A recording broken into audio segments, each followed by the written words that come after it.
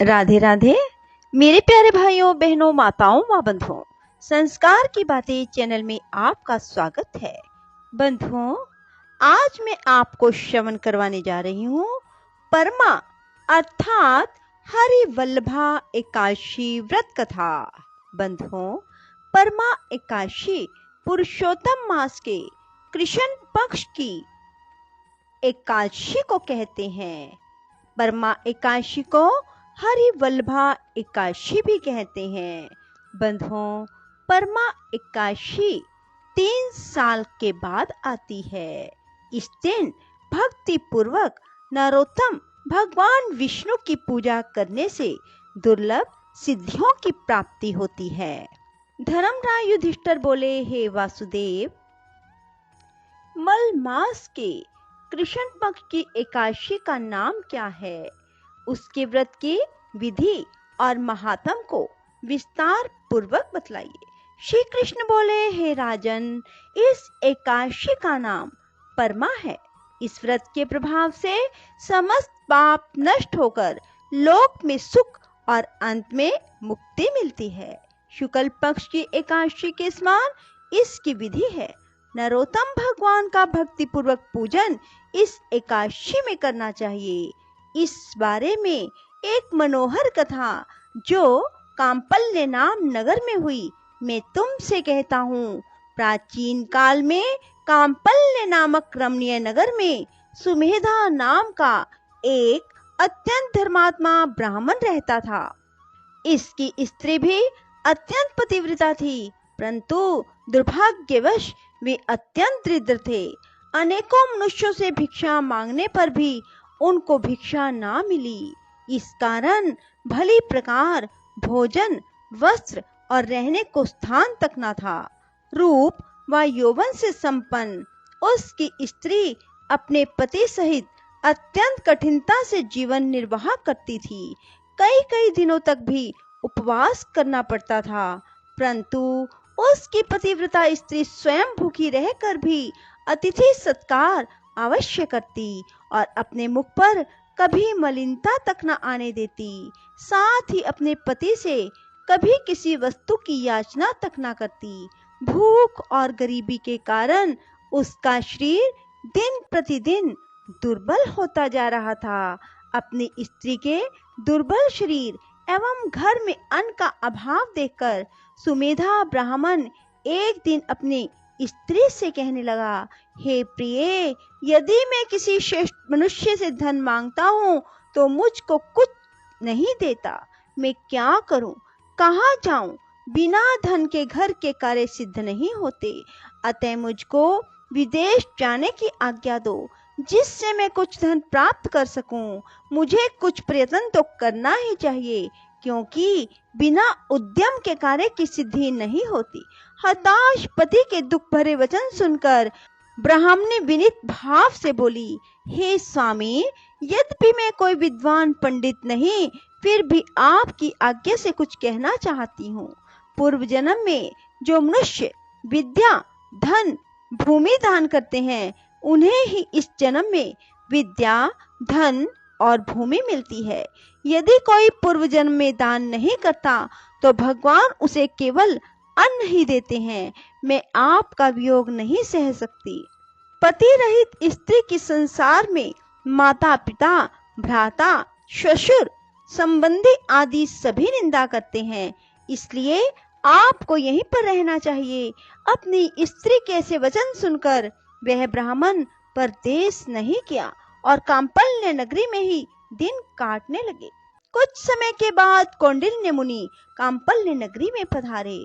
उनको आते देखकर सुमेधा और उसकी पत्नी ने ऋषि कौंडिन्य को प्रणाम किया और कहा, हम आज धन्य हैं। आज हमारा जीवन आपके दर्शन मात्र से ही सफल हुआ। उनको अपने घर लाकर आसन और भोजन दिया। भोजन के बाद उस पतिव्रता स्त्री ने मुनि से पूछा, हे मुनि, आप मुझे दरिद्रता का नाश करने का उपाय बतलाएं। मैंने अपने पति को परदेश में धन कमाने से रोका है, मेरे भाग्य से आप आ गए हैं। मुझे पूर्ण विश्वास है कि अब हमारी दरिद्रता दूर हो जाएगी। आप हमें दरिद्रता मिटाने वाले किसी व्रत के बारे में बतलाइए। कौंडिन्य ऋषि को ब्राह्मण दंपति पर दया आ गई और वह बोले, हे देवी, मल मास के कृष्ण पक्ष की परमा एकादशी के व्रत से समस्त पाप, दुख, दरिद्रता आदि नष्ट हो जाते हैं। जो मनुष्य इसका व्रत करता है वह धनवान हो जाता है। इस व्रत में नृत्य, गायन और भजन कीर्तन सहित रात्रि जागरण करना चाहिए। कुबेर को महादेव जी ने इस व्रत के कारण धन अधिपति बना दिया था। इस व्रत के प्रभाव से सत्यवादी राजा हरिश्चंद्र को पुत्र, स्त्री और राज्य प्राप्त हुआ था। तत्पश्चात मुनि ने उसको एकादशी के व्रत की समस्त विधि बतलाई। मुनि ने व्रत का विधान बतलाने के बाद कहा, हे ब्राह्मणी, पंचरात्रि व्रत इससे भी अधिक उत्तम है। परमा एकादशी के दिन प्रातःकाल नित्य कर्म से निवृत्त होकर विधि पूर्वक पंचरात्रि व्रत आरंभ किया जाता है। जो मनुष्य 5 दिन तक निर्जल व्रत करते हैं वे अपने माता पिता और स्त्री सहित स्वर्गलोक को जाते हैं। जो 5 दिन तक संध्या को केवल एक समय भोजन करते हैं वे स्वर्ग को जाते हैं। जो मनुष्य स्नान करके 5 दिन ब्राह्मणों को भोजन कराते हैं उन्हें समस्त संसार को भोजन कराने का फल मिलता है। इस व्रत में जो घोड़े का दान करता है उन्हें तीनों लोक दान करने का फल प्राप्त होता है। जो मनुष्य उत्तम ब्राह्मण को तिल सहित दान करते हैं वे तिल की संख्या के बराबर विष्णु लोक में रहते हैं। जो घी का पात्र दान करते हैं वे सूर्य लोक को जाते हैं। जो 5 दिन तक ब्रह्मचर्य पूर्वक रहते हैं वे देवांगनाओं के साथ स्वर्ग में भोग करते हैं। हे पवित्रे, तुम अपने पति के साथ इस व्रत को करो। इससे तुम्हें पर्याप्त धन और सिद्धि प्राप्त होगी और अंत में पति सहित स्वर्ग को जाओगी। कौंडिन्य मुनि के कहे अनुसार ब्राह्मण दंपति ने 5 दिन परमा एकादशी का व्रत किया। व्रत समाप्त होने पर उसने देखा एक राजकुमार अपने सेवकों सहित उसके सामने खड़े हैं। राजकुमार ने ब्रह्मा की प्रेरणा से एक सुंदर नवीन मकान जो कि सब वस्तुओं से सजा हुआ था रहने के लिए उन्हें दिया। साथ ही राजकुमार आजीविका के लिए एक ग्राम देकर अपने महल को चले गए। वे दोनों इस व्रत के प्रभाव से अपनी संतानों सहित अनंत सुख भोगकर अंत में स्वर्गलोक को प्राप्त हुए। जो मनुष्य परमा एकादशी का व्रत करता है उसे समस्त तीर्थों में दान का फल मिलता है। जिस प्रकार संसार में 2 पैरों वालों में ब्राह्मण, 4 पैरों वालों में गायें, देवताओं में इंद्रराज श्रेष्ठ हैं, उसी प्रकार महीनों में अधिक मास उत्तम है। इस महीने में पंचरात्रि व्रत अत्यंत पुण्य देने वाला है। इस महीने में पद्मनी और परमा दोनों ही एकादशियां श्रेष्ठ हैं। इनके व्रत से समस्त पाप क्षीण हो जाते हैं। दुर्बल मनुष्य को भी कम से कम एक व्रत अवश्य करना चाहिए। जो मनुष्य अधिक मास स्नान तथा एकादशी को व्रत नहीं करते उन्हें आत्मघात का पाप लगता है। यह मनुष्य योनि बड़े पुण्यों से मिलती है। इसलिए मनुष्यों को सभी एकादशियों के व्रत अवश्य करने चाहिए।